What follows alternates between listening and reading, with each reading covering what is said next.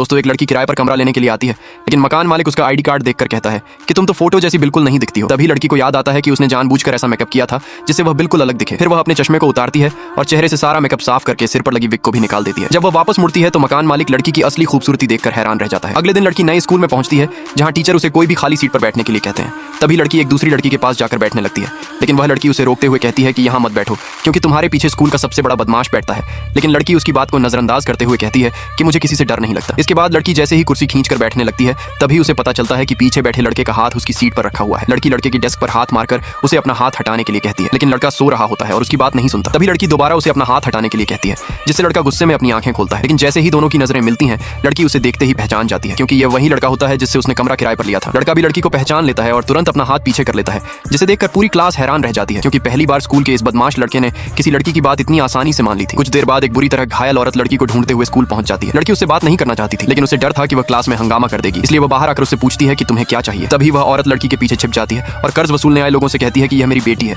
इसके पास जाओ और इसके पैसे से मेरा कर्ज चुका लो। ये सुनकर सभी क्लासमेट हैरान रह जाते हैं कि आखिर एक माँ अपनी ही बेटी के साथ ऐसा कैसे कर सकती है। लड़की गुस्से में अपनी मुट्ठियां भींच लेती है और उस औरत को पहचानने से इनकार करते हुए कहती है कि अगर तुम सच में मेरी माँ हो तो इसका सबूत दो। ये सुनकर औरत गुस्से में लड़की को नालायक कहने लगती है, लेकिन लड़की शांत होकर कहती है कि अगर तुम मेरी माँ हो तो हमारे साथ की तस्वीरें जरूर होंगी और हमारे पास एक दूसरे का फोन नंबर भी होगा। ये सुनते ही औरत घबरा जाती है। दरअसल कई साल पहले यह औरत एक अमीर बिजनेसमैन की प्रेमिका हुआ करती थी, लेकिन उसने पैसे के लिए अपनी बेटी को उसी अमीर आदमी के पास छोड़ दिया था और उसके बाद कभी अपनी बेटी की देखभाल नहीं की थी। लेकिन एक दिन पहले अमीर आदमी की पत्नी की बेटी ने लड़की को घर से निकाल दिया था, जिसके बाद अमीर आदमी ने उसे अपनी असली माँ के पास जाने के लिए कहा। लेकिन जैसे ही लड़की अपनी माँ के घर पहुंची उसकी माँ ने उसे प्यार से रखने के बजाय उसे पूछा कि अमीर बिजनेसमैन ने उसके लिए कितने पैसे छोड़े हैं। लड़की अपनी ऐसी माँ के साथ रहने से साफ मना कर देती है और इसी वजह से वह उस लड़के का कमरा किराए पर लेती है। इसके बाद लड़की कर्ज वसूलने वालों से कहती है कि अगर यह औरत मेरे बारे में बताई गई चीजों में से कुछ भी साबित कर देगी तो मैं इसे अपनी माँ मान लूंगी। लेकिन वह औरत लड़की से ही अपना कर्ज चुकाने के लिए कहने लगती है। तभी लड़की का टीचर वहां आकर मामला शांत करने की कोशिश करता है, लेकिन औरत टीचर को धक्का दे देती है जिससे उसका चश्मा जमीन पर गिरकर टूट जाता है। टीचर गुस्से में लड़की को अपने पीछे करते हुए कहता है कि तुम लोगों की हिम्मत कैसे हुई स्कूल में गुंडे लेकर हंगामा करने की। तभी कर्ज वसूलने वाला आदमी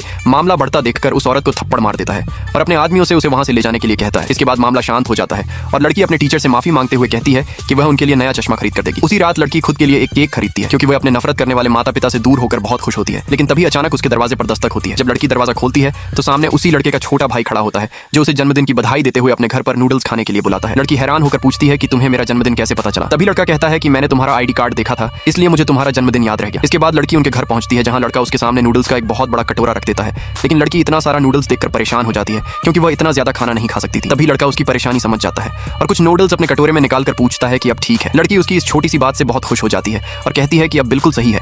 लेकिन लड़की को अभी नहीं पता था कि इस लड़के के साथ उसकी जिंदगी में आगे क्या होने वाला है। पार्ट 2 देखने के लिए कमेंट में यस लिखें।